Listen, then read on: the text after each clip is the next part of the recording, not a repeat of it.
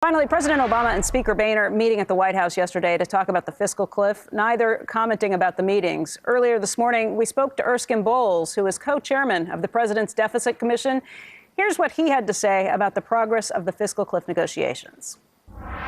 I think the atmospherics are getting so much better. We've kind of gotten out of a kabuki theater and we've gone to, to dancing a tango with, those two guys. And, anytime you start the tango, you got a chance. 40% chance we'll actually get it done before the end of the year. Probably a 25% chance we'll get it done right after the end of the year. And then there's that horrible 35% chance that we'll still go over the cliff and have pure chaos.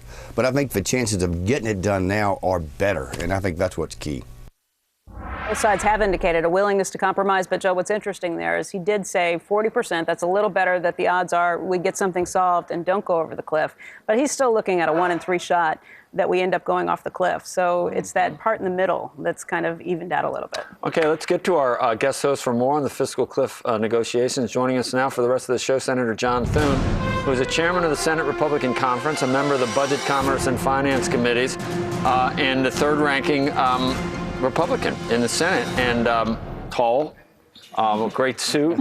You're like 6'2", aren't you? 6'1"? Actually, more like 6'4", Joe. But you're sitting down. I'm sitting down. I wanted to. I didn't want to give you credit for those extra.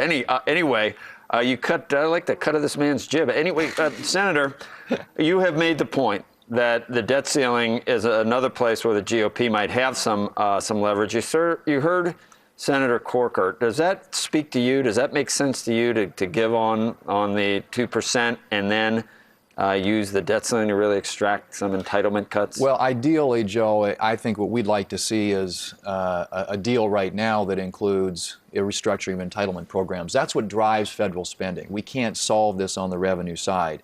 And, we've got colleagues right now that are sort of staking out, making some comments about various positions. But the bottom line is they all agree on one thing, and that is that in order to get the country's fiscal trajectory back on track, to achieve some sort of fiscal solvency for the future, it's got to involve dealing with entitlement programs. And so far, that's been the thing that the president has been unwilling to come to the table with. Do you think he would, if you gave him what he wanted now, do you think he would be willing to do that in good faith after the first of the year? Well, I would like to think that, but so far at least all we've seen is this rhetoric about taxes. He's even gone double where he was during the campaign. He said $800 billion in revenues. Now he's talking about $1.6 trillion in tax increases.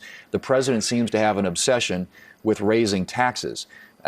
Anybody who studies this knows full well that that doesn't solve the problem. Even the $800 billion, which would include income tax rate increases on marginal income tax as well as capital gains and dividends, gets you $800 billion, which funds the government for about a week. Yeah. Do you believe Secretary Geithner when he said that if they don't get 39.6 on the top 2%, that they'll go over the cliff? Do you believe that? Well, I think that I hope that's all bluffing. It would be a big mistake in our view to go over the cliff. You look at what all the economists are saying, and didn't sound like a bluff. Did you see him say it? I saw the interview with Steve where he said absolutely we're willing to do it, and you don't hear Republicans talking glibly about going over the cliff. But would you raise, if your choice is to raise if they go back to the Clinton rates on the top 2%, either do that or go over the cliff, would you go over the cliff or would you do that? Well, I think it happens either way. I would prefer not going over the cliff. I think that's a big mistake.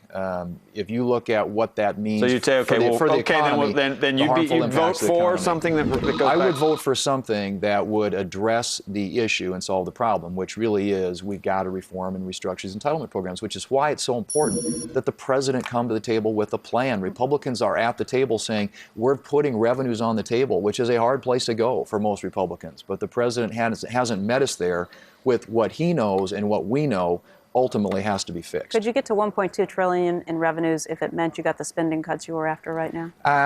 That's going to be a really hard sell. I think that the $800 billion number is something that the House Republicans, the leadership put forward last week, as you know. That represents, I think, for most Republicans, something that is sort of the high parameter. And that's assuming, again, that you aren't raising rates, that you're doing it through some sort of limitation on deductions. Is that the killer point for you, though? Because it sounds like the president's bottom line is we are raising rates, at least on the wealthiest Americans. Is that your line in the sand as well? I think our line in the sand is a deal that fixes the problem. And so most Republicans are going to be very reluctant. And frankly, the reason Republicans don't believe rate increases is the way to do this is because that's what hits hardest the small businesses. The Joint Committee on Taxation says it's going to be 1 million small businesses who employ 25% of the workforce that get hit by this rate increase. And if you're talking about jobs in the economy, which is what the president said in his post-election news conference he wanted to be his #1 priority, the opposite thing to do would be to raise taxes on the people who create jobs. So we just fundamentally believe that this is about spending. It's not about taxes. The president obviously believes it's about taxes, and these rate increases are really important to him for some reason. But we think that there's a way you can get revenue into the equation, but you've got to have something on the spending side. The president has a bigger bully pulpit. He has already laid out what he wants to do, and polls seem to indicate that most Americans are okay raising rates on only those who make $250,000 or $500,000 or more, because it's not going to affect most of them. He has managed to lay this out as something where if the Republicans don't go along with his plans, they will be responsible for raising taxes on all Americans when we go over the fiscal cliff. How do you avoid the optics of that situation? I think that that's one of the reasons that the president and his people, like Tim Geithner and congressional Democrats, are saying we'll go over the cliff. They see they get the policy outcome they want, which is higher taxes, more money to spend, defense cuts, and they think that the political blame gets put on the Republicans. So checkmate. What do you do? Well, but you know, if you ask the question differently, Becky, if you ask that question in a vacuum, people say, yeah, we want to raise taxes on rich people. If you pose it as, do you want to raise taxes on small businesses, or raise taxes on, or do something on deductions? People would much rather do something on deductions than raise rates on small businesses. But again, he has a bigger bully pulpit, so he gets to decide how this really gets played out for a large part in the American public. How do you counter that? Well, I think he's got the bully pulpit, and their rhetoric has been such that it's concerning, in my view at least, that they're talking about going over the fiscal cliff. I think that's a big mistake. But the president right now, that's sort of the line he's drawn in the sand.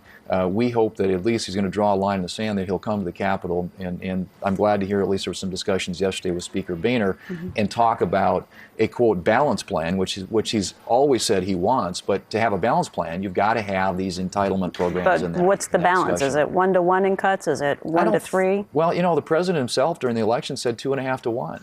And now all of a sudden, his proposal last week has $1.6 trillion in tax increases, $400 billion in spending cuts, and another $200 billion in stimulus spending, plus an unlimited ability to borrow and raise the debt limit. You'd be okay with 2.5-to-1? Well, I mean, the Bowles-Simpson was about 3-to-1. Frankly, I don't think it's a revenue problem. I don't want to vote for revenues. But, if we could get a deal that would put the country on a sound fiscal footing and change this trajectory that we're on today, there perhaps could be some Republican support for it. I'm not sure where I would come down. The part of the cliff that bothers you the most is that you'd like to do something with the sequester, or if we were to sunset all of the Bush tax cuts, that would go.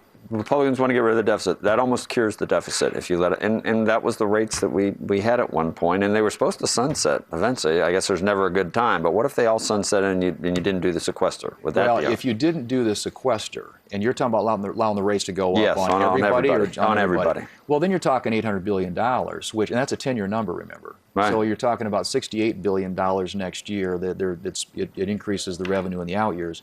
But $68 billion is not that much money relative to a $1 trillion spending. deficit. Yeah, exactly. So it really doesn't do anything. And when people realize, okay, give the president everything he wants, give him the rate increases. In fact, if you give him the rate increases on just the top 2 rates, which is what he said he really wants, that's $442 billion over 10, or about $40 billion a year. I mean, that doesn't fund the government for half a week. I know. This is not the problem. The problem is we have gotten spending to where it's completely out of whack, and we've got to start doing something about deleveraging and the amount of debt and spending. But it is part of the optics where you expect sure it is. people to give up on spending, people to give up on entitlements, and give up on the other end. Well, I think that we are where we are. The president won an election. We acknowledge that. We recognize that. That's why Republicans, I think, are talking in a way that probably a lot of Republicans are uncomfortable with. We're outside the comfort zone when we start talking about revenues.